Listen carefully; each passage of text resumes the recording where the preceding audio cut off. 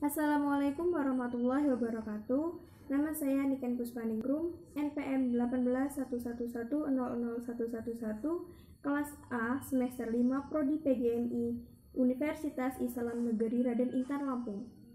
Di sini saya akan menjelaskan tentang teori kognitif dan teori konstruktivistik yang meliputi pengertian teori, prinsip-prinsip teori, kelebihan dan kekurangan di setiap teori, serta implikasinya dalam pembelajaran. Berikut ini penjelasan tentang teori kognitif dan teori konstruktivistik.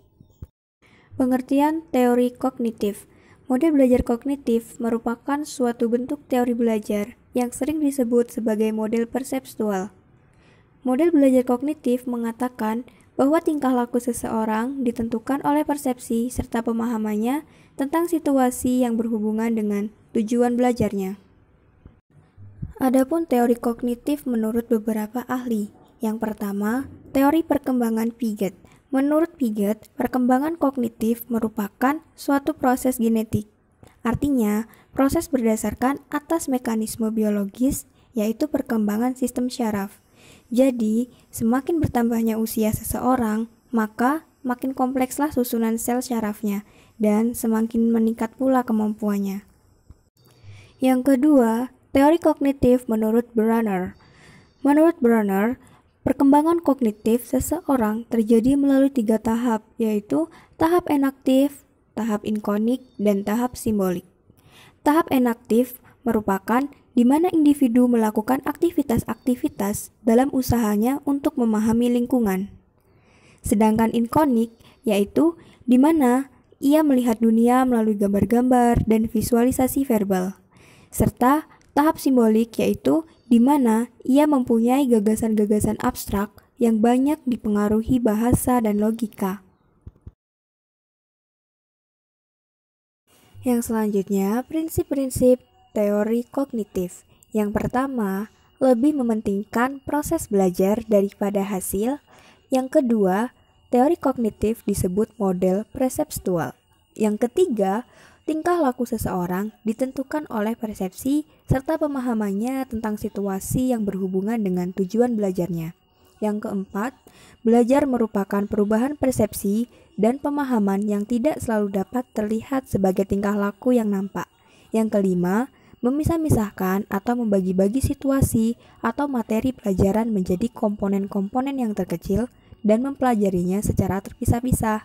Yang keenam, belajar merupakan suatu proses internal yang mencakup ingatan, retensi, pengelolaan informasi, emosi, serta aspek-aspek kejiwaan lainnya. Yang ketujuh, belajar merupakan aktivitas yang melibatkan proses berpikir yang sangat kompleks.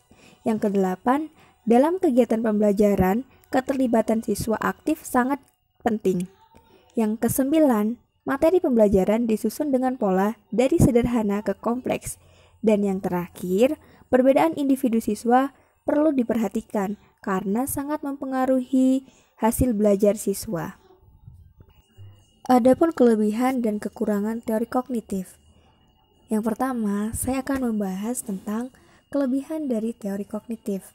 1. Menjadikan siswa menjadi kreatif dan mandiri. 2. Sebagian besar dalam kurikulum pendidikan negara Indonesia lebih menekankan pada teori kognitif, yakni mengutamakan pada pengembangan pengetahuan yang dimiliki pada setiap individu. Yang ketiga, pada metode pembelajaran kognitif, pendidik hanya perlu memberikan dasar-dasar dari materi yang diajarkan. Dan untuk selanjutnya, diserahkan pada peserta didik, dan pendidik hanya perlu memantau dan menjelaskan dari alur pengembangan materi yang telah diberikan. Yang keempat, menekankan pada daya ingat peserta didik untuk selalu mengingat akan materi-materi yang telah diberikan. Dan yang kelima, metode kognitif ini mudah untuk diterapkan. Yang selanjutnya, saya akan membahas tentang kelemahan dari teori kognitif. Yang pertama, teori tidak menyeluruh untuk semua tingkat pendidikan. Yang kedua, pada dasarnya teori kognitif ini lebih menekankan pada kemampuan ingatan peserta didik. Dan kemampuan ingatan masing-masing peserta didik itu berbeda, sehingga kelemahan yang terjadi di sini adalah selalu menganggap semua peserta didik itu mempunyai kemampuan daya ingat yang sama dan tidak dibeda-bedakan. Yang ketiga, ada kalanya juga dalam metode ini tidak memperhatikan cara peserta didik dalam mengeksplorasi atau mengembangkan pengetahuan dan cara-cara peserta didiknya dalam mencarinya. Karena pada dasarnya masing-masing peserta didik memiliki cara yang berbeda-beda. D. Implikasi teori kognitif dalam pembelajaran. Yang pertama, anak memiliki cara berpikir yang berbeda dengan orang dewasa. Jadi, guru perlu memperlihatkan fenomena atau masalah kepada anak.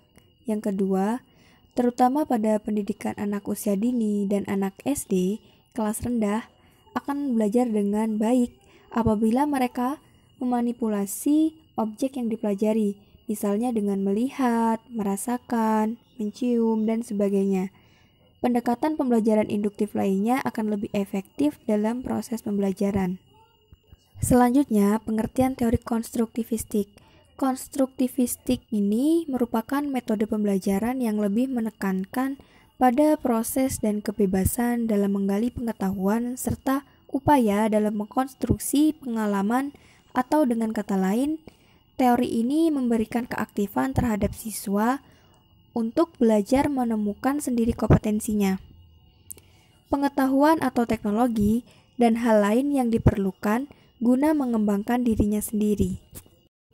Jadi, dalam proses pembelajarannya pun, pendidik memberikan kesempatan kepada siswa untuk mengemukakan gagasannya dengan bahasa sendiri untuk berpikir tentang pengalamannya, sehingga siswa menjadi lebih kreatif dan imajinatif, serta dapat menciptakan lingkungan belajar yang kondusif.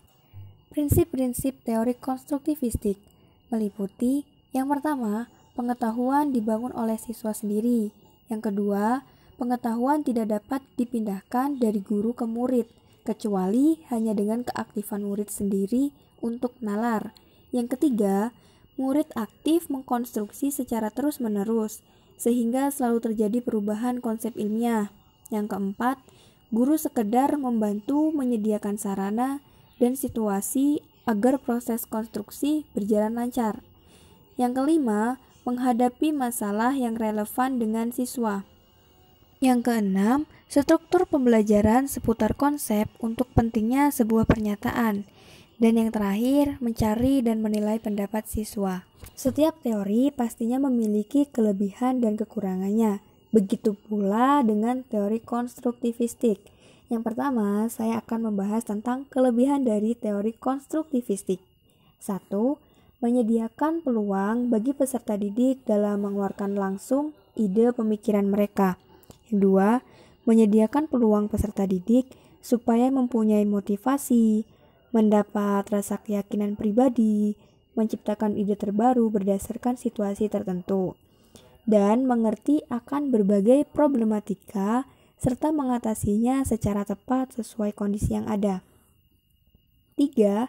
Peserta didik bisa bebas berkognitif, inovatif mengenai pembangunan ide yang ditemukannya. Terus yang keempat, peserta didik mampu memisahkan atau menggabungkan apa yang sudah ia punyai sebelumnya dengan ide-ide tertentu supaya mereka kaya dengan ilmu. Dan yang kelima, menciptakan suasana belajar mengajar yang efektif, menunjang peserta didik dalam hal kegiatan mendengarkan, mengutarakan ide, ataupun kebebasan berpendapat. Yang keenam, membimbing peserta didik mempertimbangkan pergantian idenya dan menetapkan pergantian ide tersebut demi tercapai kebaikan. Serta yang ketujuh, menambah kecakapan peserta didik untuk ahli bersosialisasi, menerapkan penyelesaian bersama terhadap masalah yang dihadapi pribadi maupun orang-orang di sekitar. Nah, yang selanjutnya saya akan membahas tentang kekurangan dari teori konstruktivistik yang meliputi yang pertama, pendidik cukup kesusahan menyediakan wujud nyata saat kegiatan belajar mengajar, sehingga pendidik juga harus mempunyai tingkat daya cipta yang tinggi. Yang kedua, susahnya menghilangkan konsepsi pendidik bahwa peserta didik itu perlu diberikan materi, model, pembelajaran pun dengan metode ceramah atau zaman dahulu peserta didik dipandang sebagai pendengar saja. Yang ketiga, sarana dan prasarana yang tersedia masih sangat minim serta kurang lengkap. Yang keempat, persepsi pendidik yang keliru. Jika peserta didik dituntut non-pasif, pendidik harus ekstra keras membentuknya dan otomatis tanggung jawab juga berat. Dan yang kelima, jumlah mata pelajaran yang terstruktur di kurikulum berjumlah berlebihan, sehingga membuat kemampuan pendidik itu tidak maksimal dalam mengajarkan semua materi-materi pelajarannya. Adapun bahasan terakhir dari saya yaitu implikasi teori konstruktivistik dalam pembelajaran yang meliputi 1.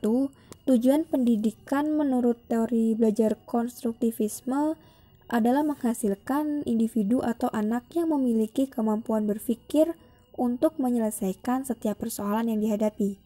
Yang kedua, kurikulum dirancang sedemikian rupa sehingga terjadi situasi yang memungkinkan pengetahuan dan keterampilan dapat dikonstruksi oleh peserta didik. Selain itu juga, latihan memecahkan masalah seringkali dilakukan melalui belajar kelompok dengan menganalisis masalah dalam kehidupan sehari-hari. Dan yang terakhir, peserta didik diharapkan selalu aktif dan dapat menemukan cara belajar yang sesuai bagi dirinya. Di sini guru hanyalah berfungsi sebagai mediator, fasilitator, dan teman yang membuat situasi yang kondusif untuk terjadinya konstruksi pengetahuan pada diri peserta didiknya. Demikian penjelasan tentang teori kognitif dan teori konstruktivistik dari saya. Saya ucapkan terima kasih.